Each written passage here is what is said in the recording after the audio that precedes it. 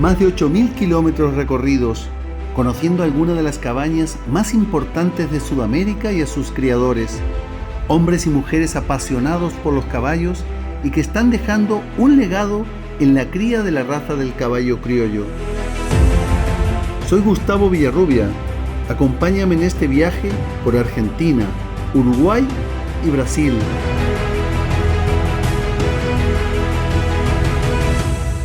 Esto es la ruta del caballo chileno por Sudamérica.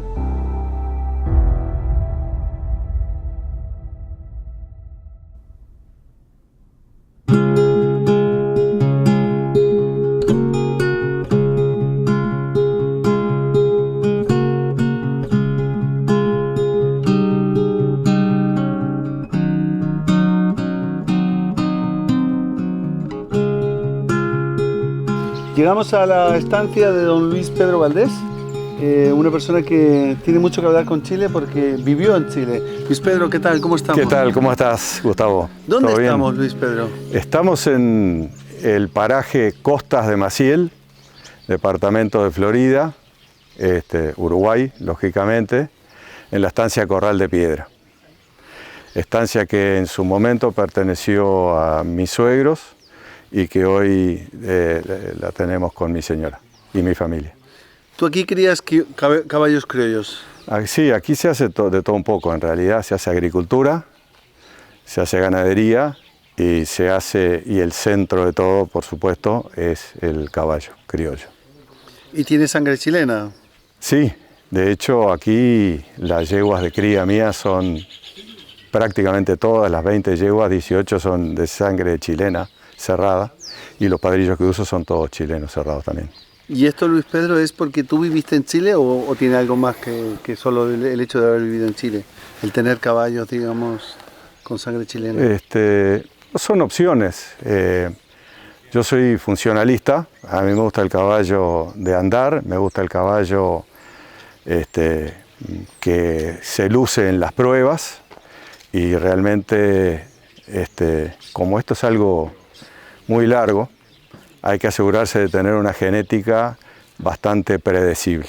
Y bueno, entonces si uno empieza aprovechando el trabajo de décadas, casi siglos, de los criadores grandes chilenos, uno ya empieza con una cierta ventaja, ya sabiendo más o menos con lo que se va a encontrar. O sea, te ahorras, digamos, un trabajo previo, ¿no? Exactamente, exactamente. Por supuesto que en Uruguay, en Argentina, en Brasil, los caballos originales hay muy buenos y hay de los otros como en todos lados. La gran diferencia son los años de selección. Chile tiene el rodeo desde luego y tiene muchos años de selección muy cerca del caballo. Entonces se conocen mejor las familias de caballos, la genética, las líneas.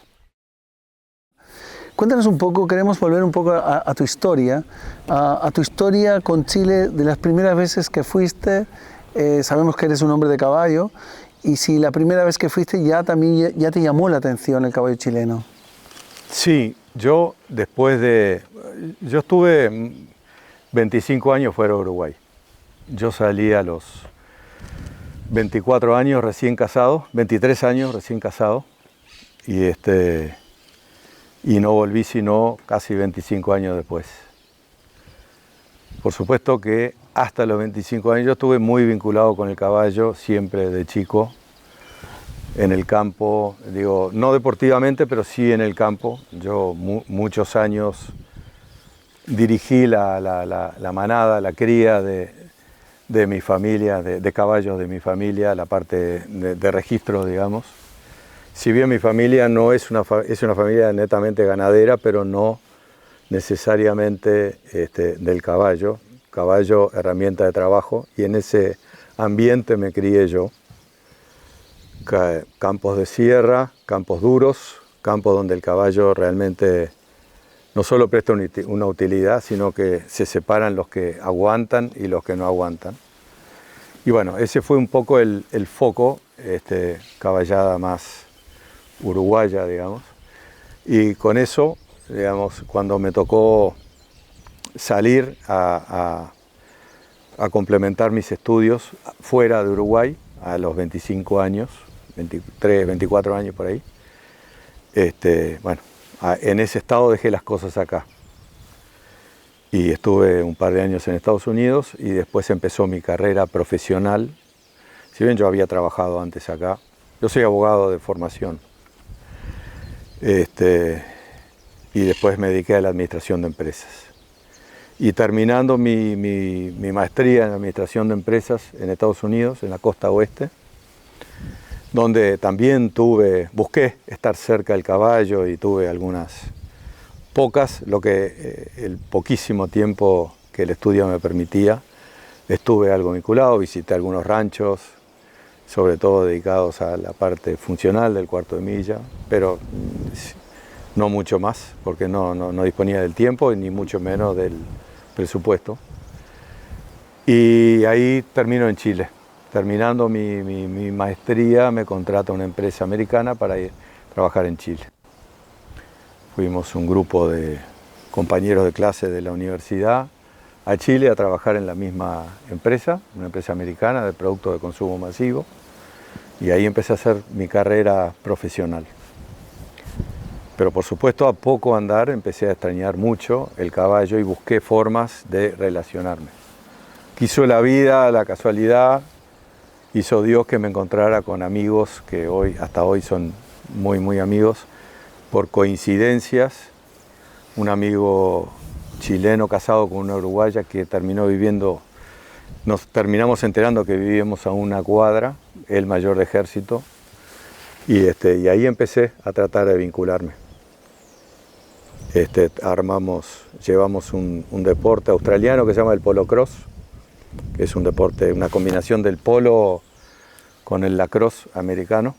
Y bueno, y armamos primero en un cuartel en Santiago, con los caballos de tropa, empezamos a practicar en el picadero, y bueno, eso era una excusa para estar cerca del caballo, pero después ya más orientado a la raza, digamos, que a la raza criolla, en este caso chilena. Y con este amigo me introdujo en el mundo del rodeo.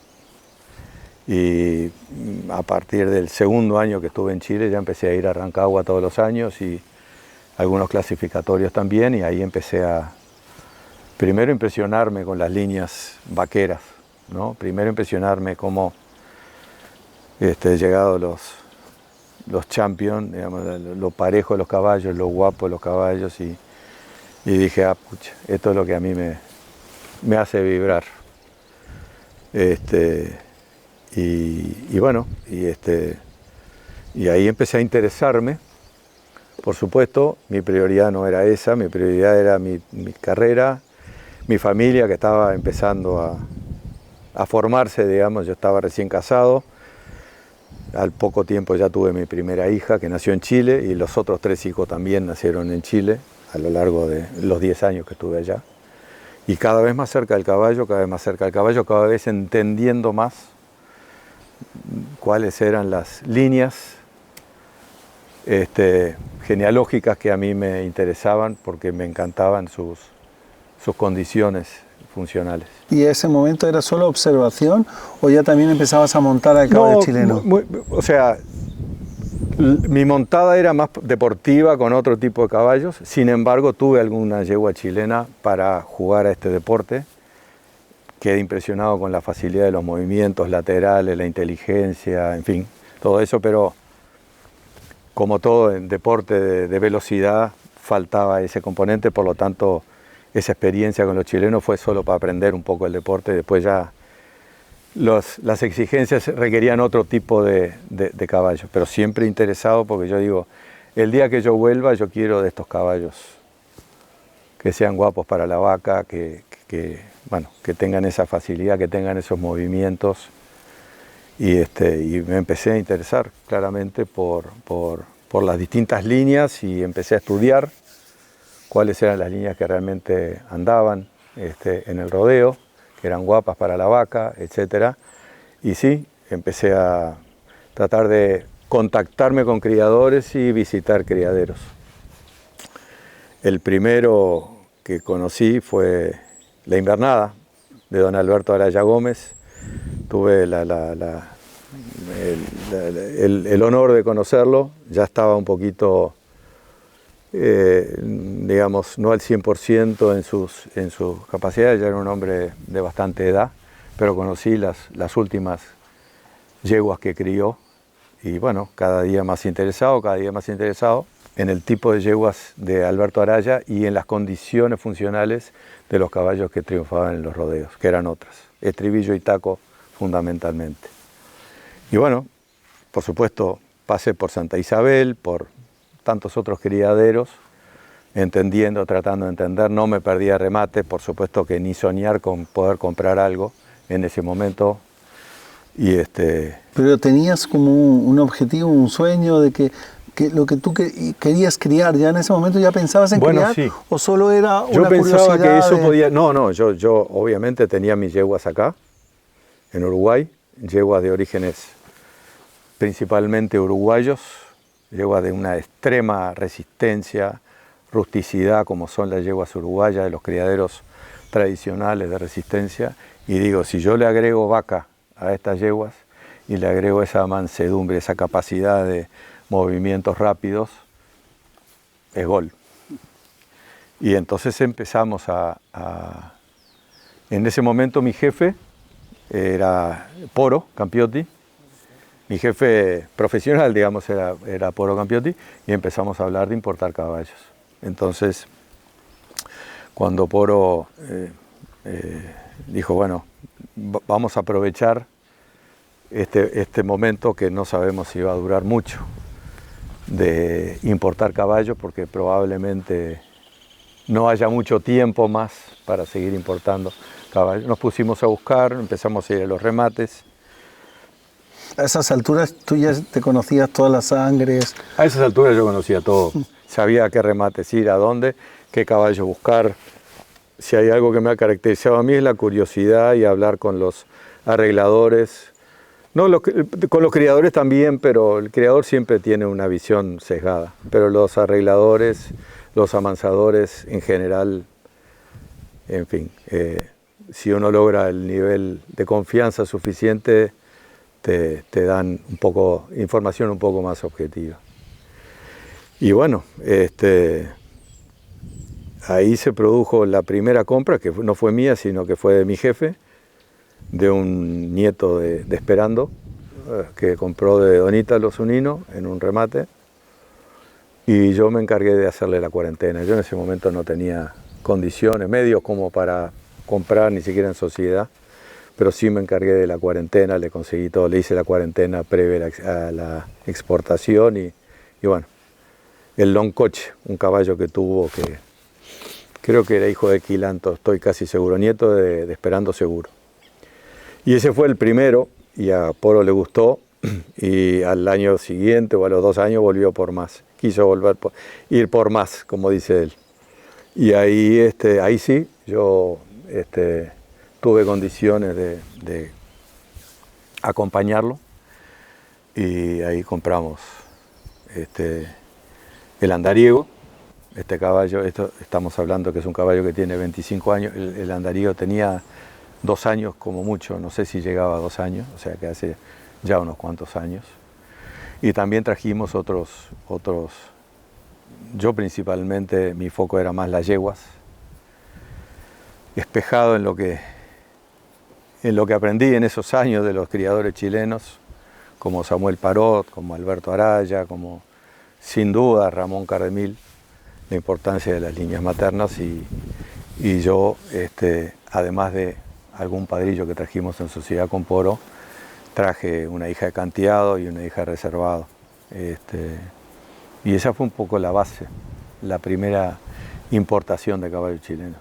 Y si tú tuvieras que comentar, digamos, ¿esto fue solo por estar en Chile que te interesaste por el caballo chileno? O si nunca hubieras pisado Chile y hubieras visto estas condiciones, era lo que tú tenías como visión de criador, digamos.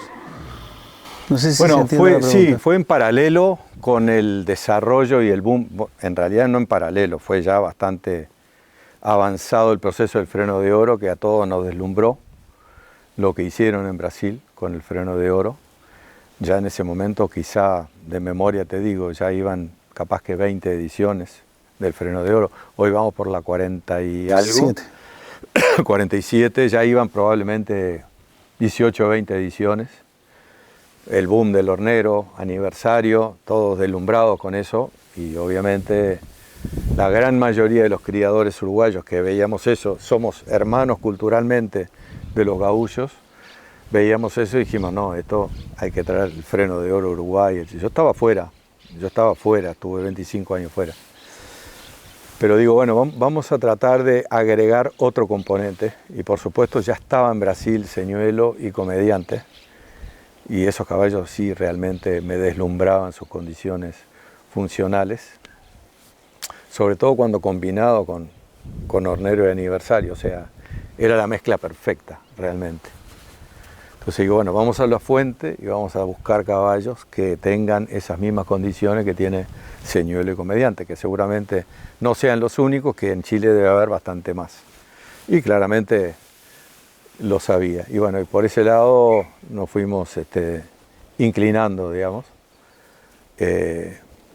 Tu pregunta, si no hubiera vivido en Chile, probablemente no hubiera tenido el conocimiento tan cercano que tuve por el hecho de estar en el rodeo, de vivir un poco ese mundo y de entender un poco mejor y tener el hábito, que es un gran diferencial no quiero decir de los criadores porque es generalizar, pero de muchos criadores chilenos, el hábito de conocer muy bien las líneas de sangre que trabajan, sus características positivas y negativas y las combinaciones que pueden hacer, ¿no? Hay tantos ejemplos de criadores buenos.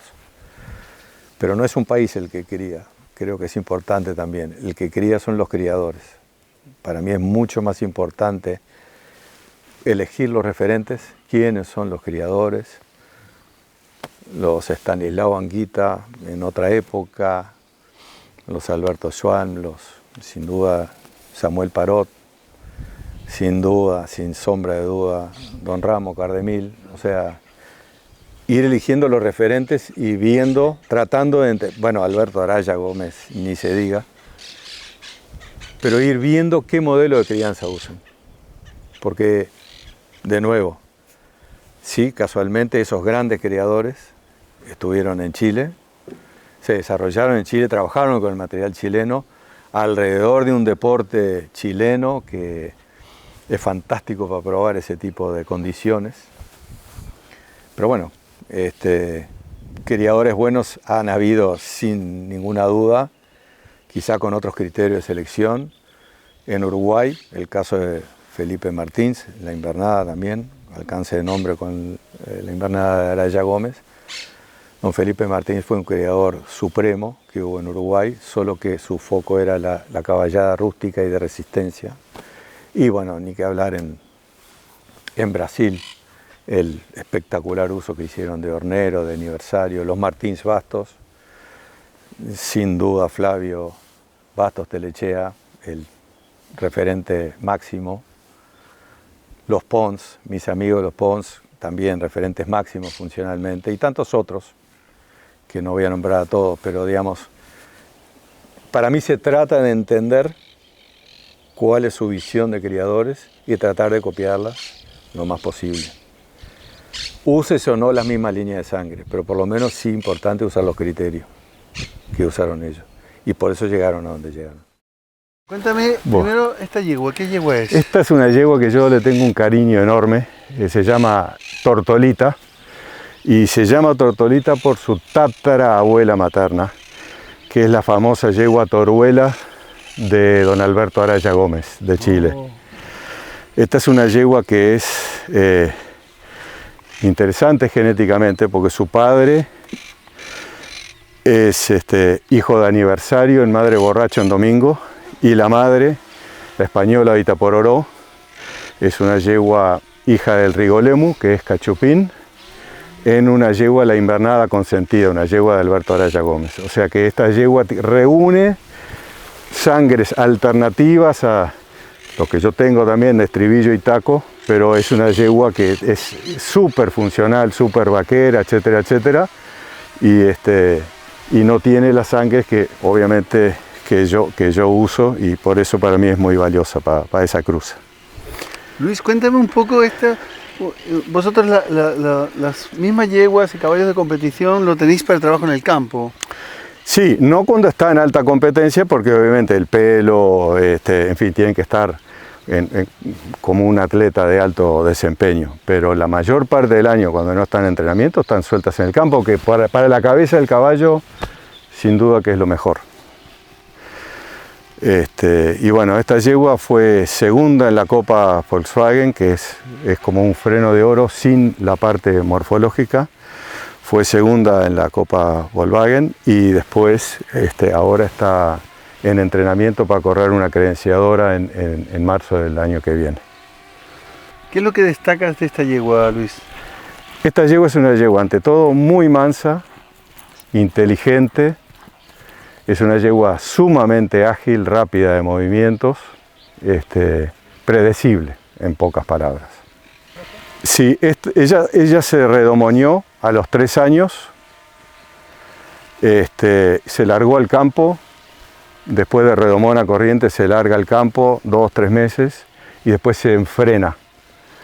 La enfrenada es más o menos 2 o 3 meses más, una cosa así, y ahí ya empieza, y el ideal es que esté trabajando en el campo 1 año, que tenga una cabeza totalmente inocente, vamos a decir, que sea distraída, que no esté tan condicionada por las ayudas, por la pierna, por el entrenador, lo que le pide el entrenador, sino que sea una yegua que vaya, que conozca el ganado en el campo, y después, una vez que está así, una yegua más confiable, campera le decimos nosotros, ahí empieza una etapa de mayor exigencia y una etapa en la cual ya empieza propiamente tal a entrenarse para las distintas pruebas del freno de oro.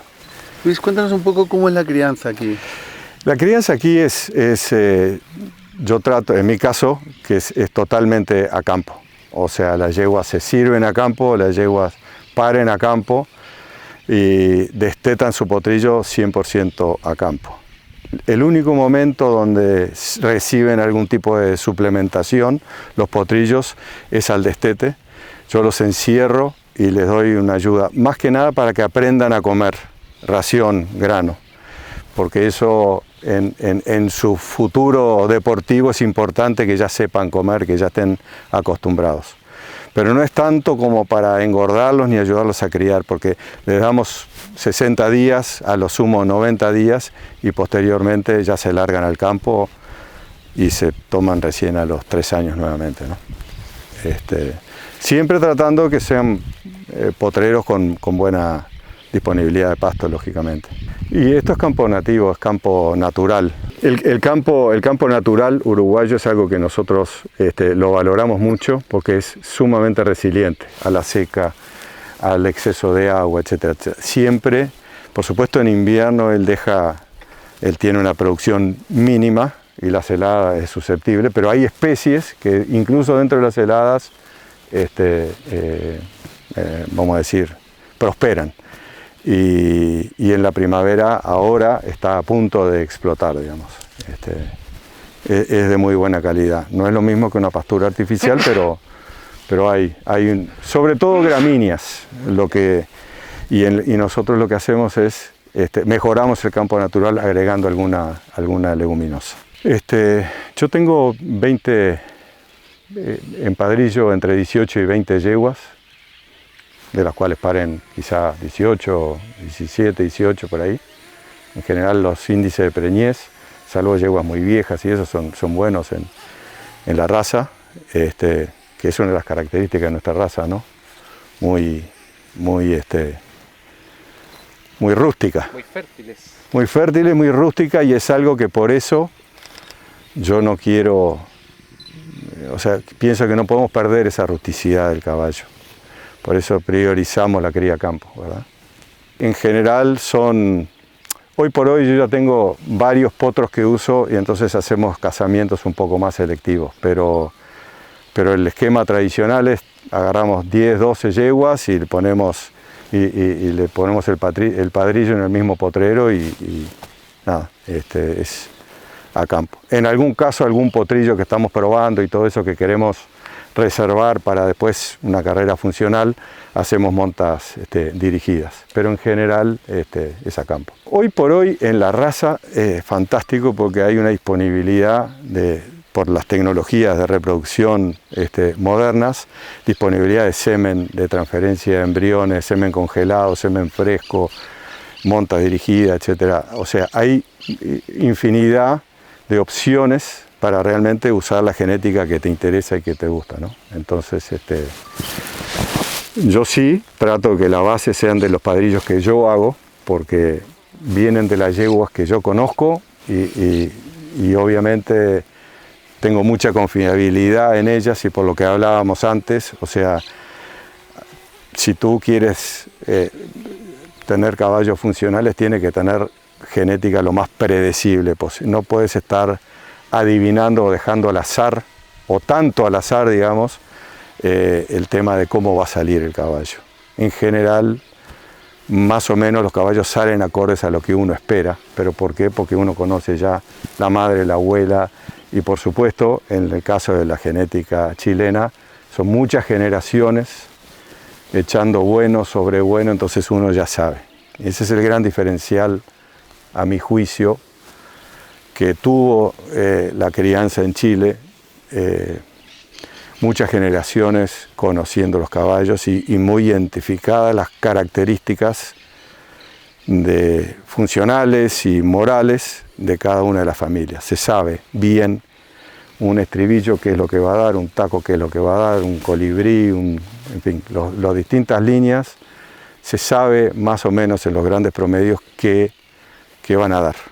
Uno de mis mentores en la raza fue un gran funcionalista conocido realmente en toda la región, sobre todo en las marchas funcionales, en las marchas de resistencia, que se llamaba Diego Landa Dondo.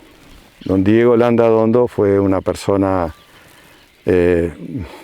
muy emblemática en la raza en Uruguay. Fue el primero en usar sangres chilenas combinadas con sangres uruguayas marcheras y probarlos en la marcha con buenos resultados. Y Pete me dejó grabado a fuego el concepto de las horas culo. O sea, no hay nada que reemplace las horas culo. O sea, la verdad es que te lo pueden decir, lo puedes ver, pero sentirlo solo de arriba. ¿Qué nos vas a mostrar ahora? Bueno, ahora tenemos conmigo a alguien que se crió aquí en casa, que era hijo de mi capataz, que es Martín Berrute. Hoy trabaja en forma independiente, tiene un centro de entrenamiento para doma, para el freno de oro, para las paleteadas. Fue de hecho el jinete mejor rankeado del año pasado, fue reconocido por la Sociedad de Criadores como el domador del año. Y bueno, es la persona que doma la mayoría de mis caballos y que entrena la mayoría de mis caballos.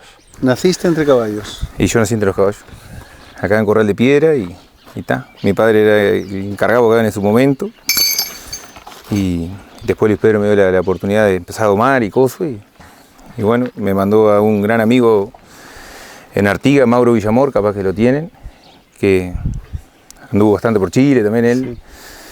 Sí. Y ahí estuve yendo y viniendo, tipo durante 5 años más o menos.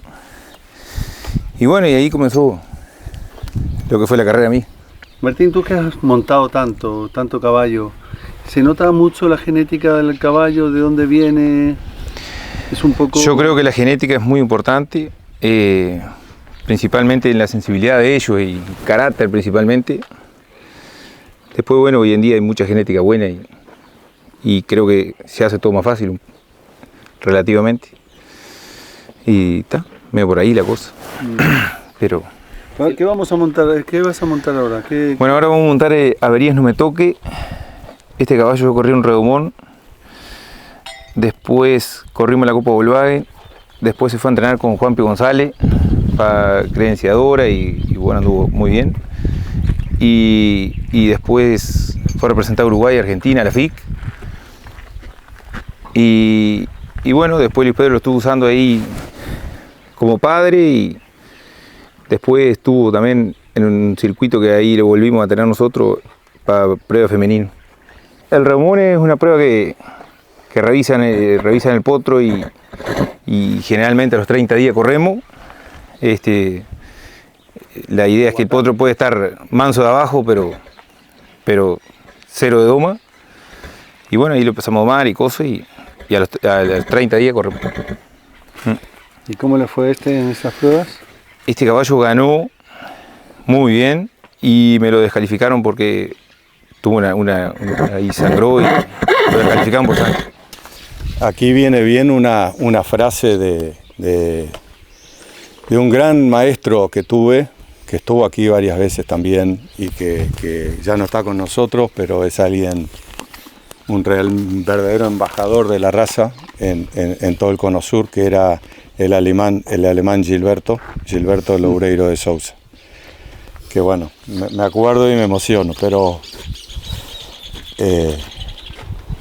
la primera vez que estuvo aquí, el alemán, debe ser ya 15 años, 20 quizá, hablando de la genética, y bueno, él obviamente apreciaba muchísimo esta genética, y estábamos hablando de que yo iba a elegir un jinete para mandarle un caballo a Brasil, y bueno, porque todavía no teníamos jinetes aquí formados, digamos. Me dijo, ¿sabés cuál es el segundo mejor reproductor o el segundo mejor padrillo que puedes tener? Digo, no, un buen jinete. Y eso me quedó grabado a fuego, esa enseñanza de Gilberto. Y bueno, evidentemente, o sea, de nada vale tener una genética diferenciada, con condiciones, con facilidad, si no tenés quien la descubra y la evidencie y la ponga en competencia, ¿verdad? Y ese, el rol del domador, el rol del entrenador, para mí es fundamental. Tan fundamental que a mí me gusta, a pesar de que tengo poco tiempo para actividades gremiales. Yo le pedí al presidente actual de Aporo, al presidente actual de la raza en Uruguay, para armar la comisión de doma. Y armamos, en su gestión, armamos la comisión de doma y bueno, me parece que es fundamental.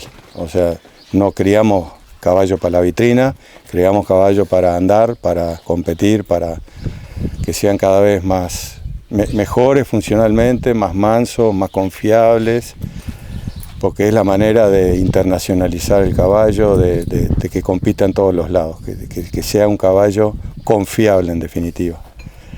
Y bueno, y el domador es la otra mitad del trabajo del criador, ¿no?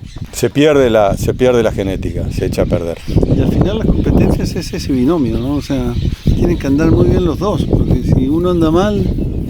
Y la competencia, yo digo, soy muy no cuidadoso, me encanta, a todos nos gusta ganar, eso claramente, sin duda que cuando entramos a la pista tenemos la ilusión de ganar. Pero un amigo criador uruguayo que está más en la línea de la marcha, pero que es un criador con todas las letras, José María del Campo, ha ganado, tiene tremendos éxitos en la marcha. Me acuerdo en un grupo, en una discusión, decía, yo en realidad, por supuesto que todos queremos ganar, pero a mí la utilidad como criador es ordenar internamente mi caballada. Yo lo saco a la pista para ver qué lugar ocupa en mi crianza el caballo. Y la verdad es que eso, hoy a veces la competencia y el glamour no te dejan, si no es freno de oro, ya el freno de alpaca no vale nada, o ya que llegue a la final no vale nada. Y no es así. Realmente los criadores tenemos mucho que aprender de toda la caballada que se presenta en pista, ¿no? Este es un caballo que es cría mía y que es el caballo más parecido al padre que tuve. El padre fue un hijo directo de aniversario en una madre borracho en domingo. Es un caballo que morfológicamente no es de los que hubiera elegido, pero siempre de chico tuvo movimientos absolutamente destacados. Entonces, más por la genética, el padre es hijo directo de aniversario en Madre Borracho y Rigor, y viene de una yegua muy famosa de Muticura que se llamaba La Codiciada. Y la madre es hija del Rotoso en la Martingala, que es morocho en Clementina. O sea, es un caballo que tiene una sangre que en Chile la van a conocer y aprecian muchísimo. Y bueno, el propósito de este caballo es agregar funcionalidad, y por otro lado buscaremos otras cosas que a este caballo le faltan, ¿no? Es un caballo que trabaja muy bien sobre las piernas, es un caballo que en las mangueras, en la parte en las mangueras, siempre ha tenido altísimas notas con cualquier, digamos, sea con Juanpi, con Martín, con Federica, que lo corrió en el freno de propietarios femenino. Un caballo fácil, pero a la vez, como tiene mucha sensibilidad y es muy inteligente, es un caballo que nosotros decimos está empistado, o sea, ya el caballo entra muy tenso a la pista porque sabe, anticipa un poco lo que va a hacer. Entonces, por el momento creo que lo vamos a dejar medio por ahí nomás. Claro, hay mucho de experiencia previa ya utilizada, digamos, que al final al criador le ayudan, ¿no? Es que, ¿Y eso bueno, se comparte mucho? ¿Se comparte entre criadores? ¿O ya tienes que tener una gran amistad con el criador? ¿Cómo es eso? Bueno, eso es justamente algo que, de nuevo, tengo que caer en Chile porque realmente para mí es emblemático el sistema de cría y de selección chilena. No solo se conoce íntimamente las condiciones de cada líneas genealógicas, se conoce por qué. Porque salen a la competencia, y a una competencia que evalúa muy bien ciertas cosas. No todo, pero evalúa muy bien ciertas cosas, como el instinto vaquero, la condición de galopar de costado en postura. O sea, hay muchas cosas que ese deporte es lo máximo, y la cantidad de caballos que tienes y la extensión que tienes en todo el país se corre. Entonces ahí sacas información muy interesante. Una cosa uno la ve en el rodeo, en la competencia, es claramente los caballos que sirven y que no sirven. En otras pruebas, quizá más completas, pero menos profundas y menos enfocadas, a veces caballos que no son tan buenos pasan y suben en los puntajes.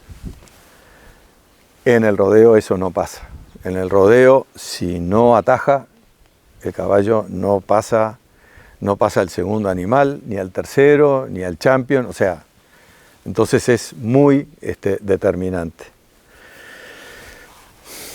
Eso uno lo ve por experiencia, pero también, y a tu pregunta, en Chile la gran cosa es que se ha escrito mucho del caballo. Se ha escrito mucho y se ha medido mucho. Es decir, el trabajo espectacular que hace desde hace más de 50 años mi amigo José Luis Pinochet, de la Cuarta Tajada. Ahí está la estadística para el que la quiera ver. O sea, ahí están los caballos que andan y no andan. O sea, no hay.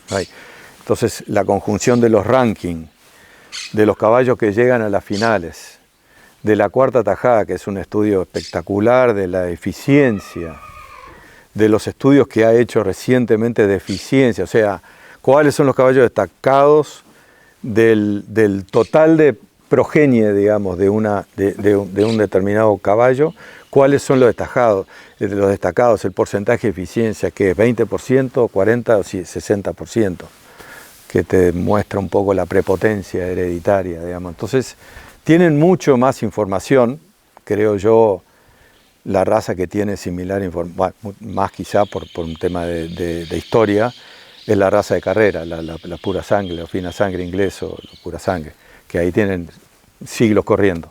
Entonces, pero Chile lo que tiene es esa estadística que para un criador nuevo, yo no heredé una manada. O sea, podía haber heredado, pero realmente yo decidí empezar lo mío. Y creo que empezando con esa cantidad de información que hoy hay en Chile, las posibilidades de errarle son mucho menores. Está pasando lo mismo en Brasil, ¿no? Ya vamos por la 47 edición de Freno de Oro. Hoy ya sabemos cuáles son las líneas que andan y las que no andan y qué características tienen unas y otras, porque los vemos correr todos los años en credenciadoras, en clasificatorias, en las finales nacionales, internacionales. O sea, hoy tenemos la información. Si yo empezara a criar hoy, tendría infinitamente más información de lo que puede haber tenido hace 30 años cuando empecé, porque está toda ahí la información. Y bueno, ni que hablar, si alguien viene con, digamos, con una tradición criadora de mucho tiempo, de muchas generaciones, por supuesto que al interior de esa familia, de esas generaciones, hay muy valiosa información. Pero si le falta la competencia que te dé datos objetivos, bueno, es menos segura la apuesta. Porque errarle le erramos igual. Usemos sangres buenas, porque eso no es matemático. Usemos sangres buenas o, bueno, se supone que le erramos menos que cuando usamos sangres que no están probadas.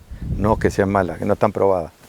Había un criador argentino que me decía que cuando él decide ir a Chile, él lo que buscaba era ahorrarse muchos años de selección. Sí. Decía, o sea, yo cruzaba la cordillera y yo sabía que traía caballos que ya me ahorraba mucho tiempo a mí como criador, digamos, en selección que habían hecho ellos antes. Es que tal cual, es un poco lo que trataba de decir, quizá de otra manera, pero yo cuando empiezo a criar con un determinado foco, con una determinada visión del tipo de caballo y del tipo de función que quiero, tengo dos opciones: o comprar los más lindos que veo en los remates, que no tienen demasiados antecedentes, que es una opción totalmente válida también, o tengo la opción de usar a mi favor la información de generaciones. Y esa información de generaciones, por el hecho de haber tenido una prueba con tanto tiempo, bueno, está más patente en Chile.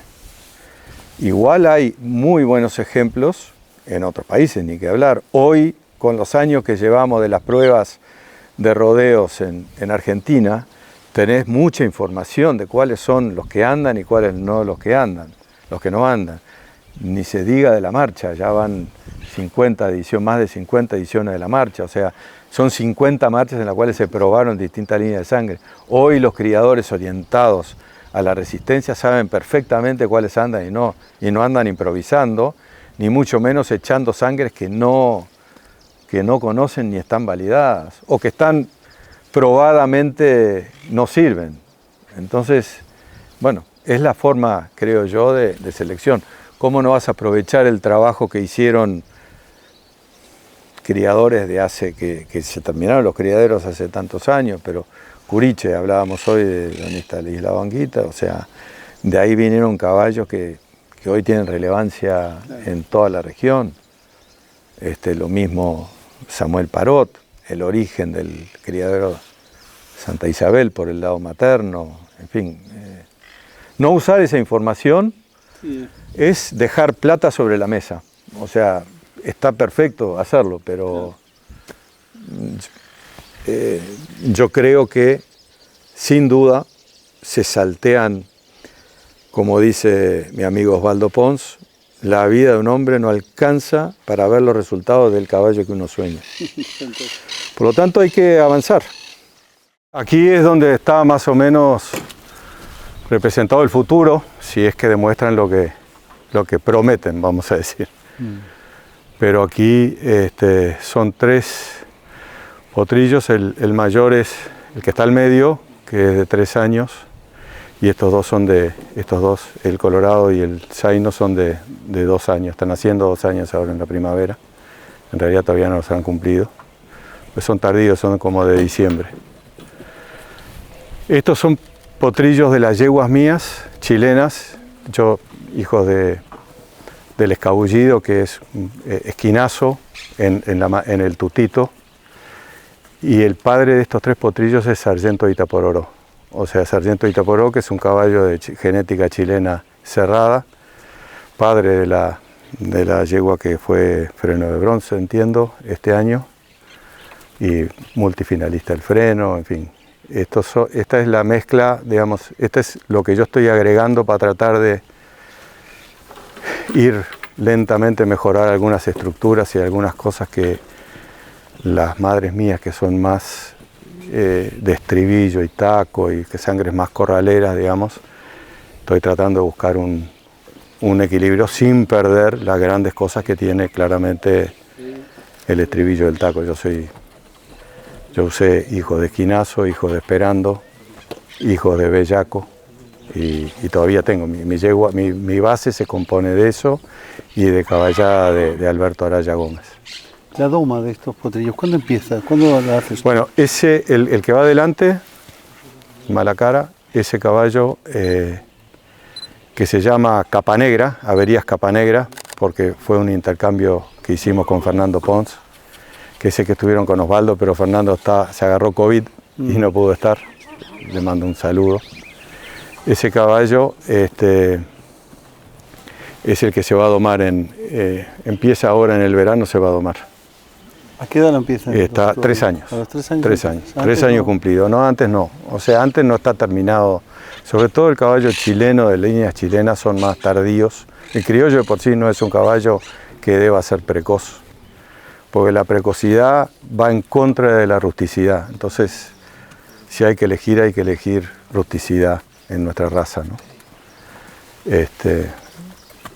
Entonces yo muy rara vez domo antes de los 3 años cumplidos. Y un caballo, por lo menos en mi casa, llega a la plenitud a los 5 años. Antes son todavía caballos en formación. ¿Qué es lo que tú buscas en tu caballada y qué es lo que te gustaría mejorar? Sí.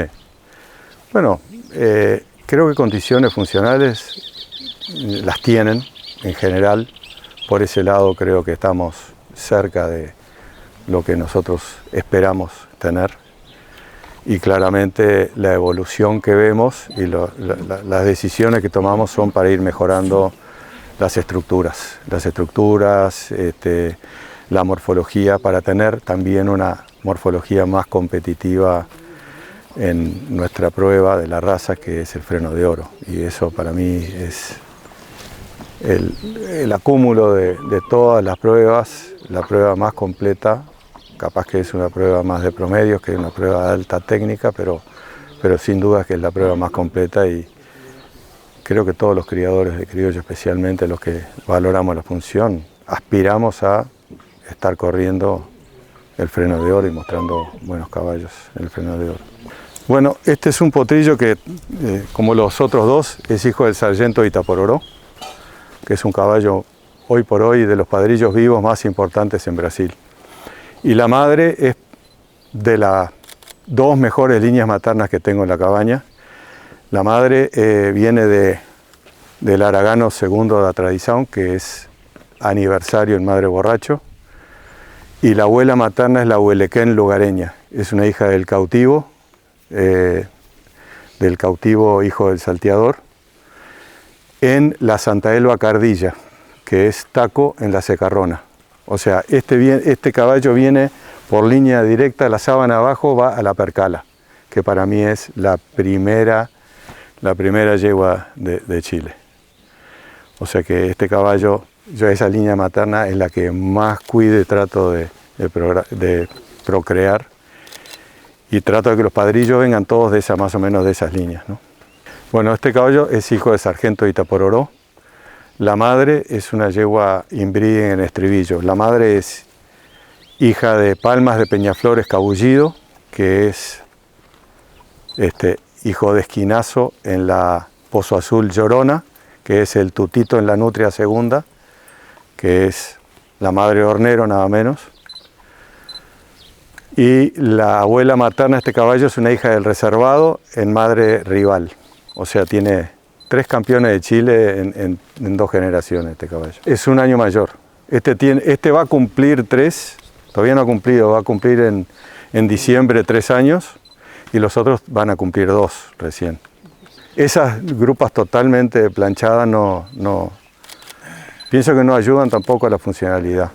Yo creo que esta inclinación es la justa, no estoy diciendo que no tenga otros temas a mejorar, pero me parece que esta es la inclinación adecuada de la grupa. La madre de este caballo es una hija de Aragano II de Tradición, que es hornero en Madre Borracho, en una yegua hija del reservado en Madre Rival, la Santo Tomás Resonancia, que fue una de mis 2 grandes yeguas que tuve en la manada. Hoy está en la Pacífica esa yegua reproduciendo allá. Estas son las madres de los 3 potrillos que vimos hace un rato. El potrillo mayor, el de 3 años, el que está más lindo hoy por su desarrollo, es hijo de esta yegua, que es hija de Palma de Peñaflor Escabullido en la Santo Tomás Resonancia. Esta se llama Elegida.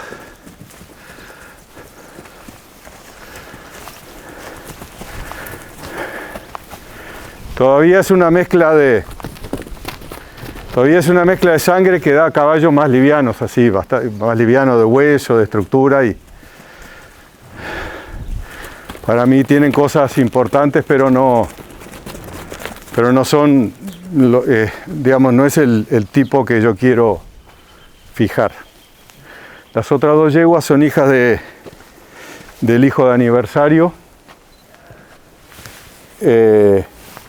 o sea, del Aragano. Ya son yeguas de otra estructura. La yegua gateada es hija de Huelequén Lugareña, que es cautivo en la Santa Elba Cardilla. Y la otra se llama Reservada, es hija de Aragano. Y la madre es Santo Tomás Resonancia, que es reservado en Madre Rival. De todas maneras, esa yegua gateada es un poquito más baja de lo que yo quisiera. O sea, yo preferiría que tuviera 3-4 centímetros más a la cruz, pero tampoco pasarme mucho. ¿Y estas están preñadas de quién? Estas están preñadas de un hijo de sargento de Itapororó, que yo traje de Brasil el año pasado, las 3. Y estas, la gateada, la valla le dicen ustedes, ella es ganadora de prueba, es uno de los 11 redomones que ganó Martín con mis yeguas. Esta corrió también, anduvo bien, pero no ganó. Pero estas 2 representan, bueno, las 3 en realidad, las 2 líneas maternas más importantes de mi cabaña. Más importantes para mí, lógicamente. Me gustaría que tú mandaras un mensaje a estos chilenos que me mandaron a conversar contigo, ¿no? Y más que tú viviste en Chile, ¿no? Un poco bueno, no sé, lo que te nazca, digamos, a esta gente que me mandó a conversar contigo, ¿no? Sí.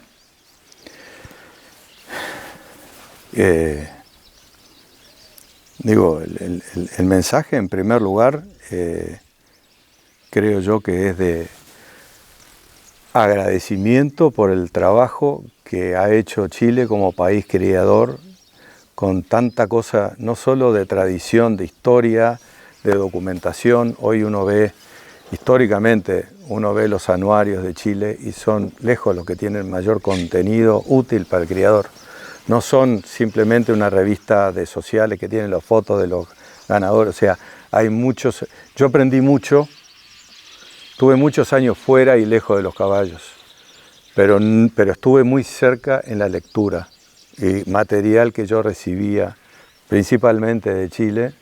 Aquí quiero aprovechar también a mencionar a mi amigo Arturo Montorí, que siempre fue un incentivador de conocer las historias de los caballos y publicar la información, las historias de caballos, que es tan importante porque realmente eso, en cierta manera, es información que uno como criador utiliza. Yo creo que si uno fuera criador, no hubiera leído tanto o no seguiría leyendo tanto y no podría leer tanto si no fuera criador. O sea, la crianza me motiva a leer y la lectura me motiva a mejorar cada día más la crianza. Y por supuesto el intercambio, ¿no? Fundamental el intercambio con criadores que piensan más o menos parecido. Esto es un tema muy pasional.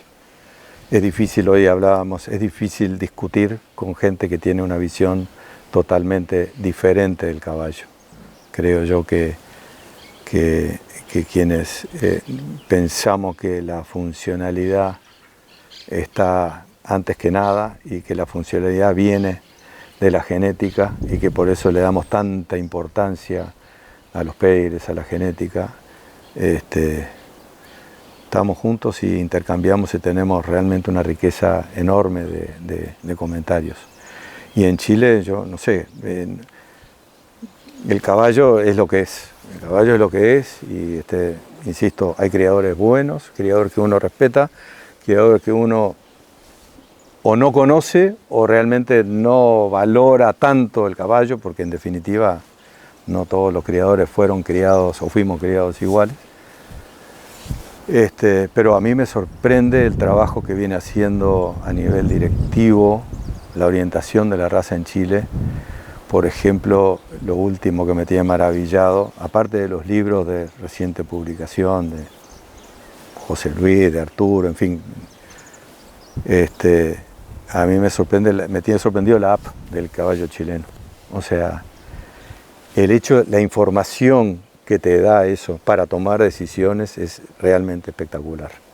Ojalá tuviéramos en la raza, en el cono sur, veamos, una información parecida. Brasil tiene un registro de mérito que bastante bueno, que tiene bastante información, pero realmente el trabajo de estadística y el trabajo de investigación, de análisis, de progenie, en realidad que hacen en Chile es comparable solo a los criadores, grandes cabañeros de ganado bovino, de toros, digamos, que por necesidad comercial tienen que tener todo eso. Bueno, por un lado la diferencia es esperada de progenie en el ganado bovino, en los toros, que tiene un propósito económico, comercial, y por otro lado toda esta información que nos brinda el sistema de registro del caballo chileno, realmente son herramientas espectaculares. Así que agradezco el tener acceso a ella. Hay dos cosas que me gustaría comentar también sobre sobre la historia del caballo chileno en Uruguay, porque tampoco quiero ponerme una prenda que no me corresponde. Yo creo que acá hay que reconocer a los pioneros y después hubo seguidores. Aquí en Uruguay hubo pioneros en introducir el caballo chileno, como fue el ingeniero Roberto Mailos, en la cabaña Santa Elena de Guarapirú, que en conjunto con Alma Elorza de Aznares trajeron oficialmente los dos primeros reproductores chilenos, en el año aproximadamente 77 por ahí. Entonces es importante porque en ese momento recién estaba empezando el auge del caballo chileno en Brasil, pero ellos rápidamente identificaron esa tendencia y fueron. Después en Uruguay entraron muchísimos caballos brasileros de las líneas, afortunadamente, ¿no? Porque sin duda fueron mejoras de la raza. Entraron muchísimos caballos descendientes de Aniversario, descendientes de Hornero. Entró muchísimo, pero los pioneros fueron los pioneros. Yo creo que con Poro y yo y bueno, algún otro, fuimos seguidores, capaz con un sesgo diferente, porque trajimos de entrada sangres corraleras, al igual que, por ejemplo, él lo hizo mucho antes, pero Maneca Acosta, al traer el señuelo, ese fue demostró una visión de criador, Maneca, una cosa impresionante. Rápidamente, después que vino Hornero, él trajo ese caballo, el campero y el señuelo, y la verdad que eso habló de una claridad de objetivos Y lo mismo Ronald Bertagnoli con Santa Elba Comediante, ¿no? Yo los considero pioneros a esos 4, a Flavio Telechea, a los Pons, a Maneca Costa y a Ronald Bertagnoli. Y después vino, por supuesto, una serie de criadores que trajeron sangre, mucha agregó, otras no tanto, pero en definitiva seguidores, lo cual no es necesariamente calificarlos mal, pero no fueron los pioneros. En el caso de Uruguay, también mi lugar está lejos de haber sido pionero. Nosotros fuimos seguidores, simplemente trajimos sangres que no eran las que habitualmente se importaban de Brasil. Y después, y tengo el gusto de haberte comentado esto, porque yo lo descubrí hace muy poco, hubo caballo chileno, hubo caballada chilena que vino antes de todas estas primeras importaciones de la Manecida Cautil y los Tilos Quillacón, que fueron los 2 que entraron oficialmente.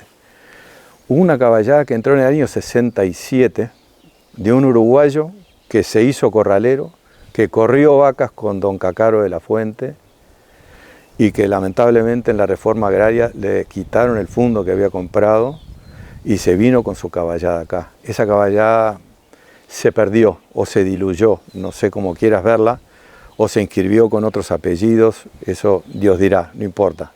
Pero sí quiero dejar testimonio de que hubo una persona que ustedes van a entrevistar, un hombre del caballo, un funcionalista del caballo, que trajo en el año 67 9 yeguas y un padrillo. Y el padrillo del más puro origen quebrado, hijo del Quillaicillo B, en una madre, hija de pichanguero, en una madre quebrado. O sea, una sangre totalmente corralera, y fue un caballo, un padrillo que se llamó Los Guañiles Cuchumbo, que también de la familia, criado por la familia Cardemil. Qué maravilla.